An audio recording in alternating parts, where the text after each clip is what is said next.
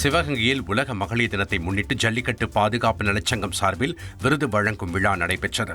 இவ்விழாவில் கலந்து கொண்ட இலங்கை முன்னாள் அமைச்சர் செந்தில் தொண்டமான் ஜல்லிக்கட்டு போட்டிகளில் காளைகளை அவிழ்த்துவிடும் 50 பெண்களுக்கு வீரமங்கை வேலுநாச்சியார் விருது வழங்கி கௌரவித்தார்.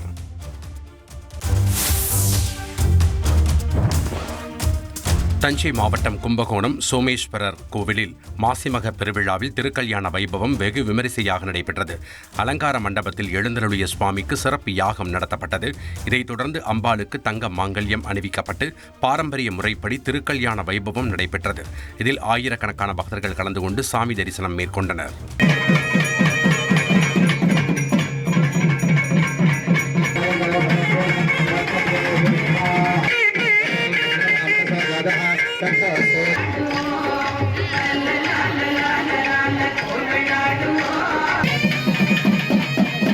வைத்தி பிரைவேட் லிமிடெட் கம்பெனி ஆரம்பிக்கலாமா இல்ல பார்ட்னர்ஷிப்ல ஆரம்பிக்கலாமா? எது கன்ஃபியூஷன்? ஒரு எக்ஸ்பர்ட் கிட்ட பேசிடுவோம். எப்படி? பாஸ்வாலா. பாஸ்வாலா, பி த பாஸ்.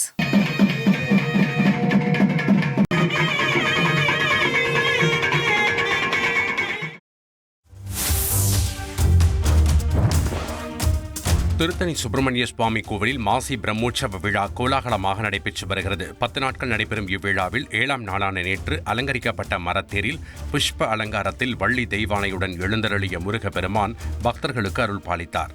இதையடுத்து அரோகரா கோஷத்துடன் பக்தர்கள் வடம் பிடித்து இழுக்க திருத்தேர் வீதி உலா நடைபெற்றது.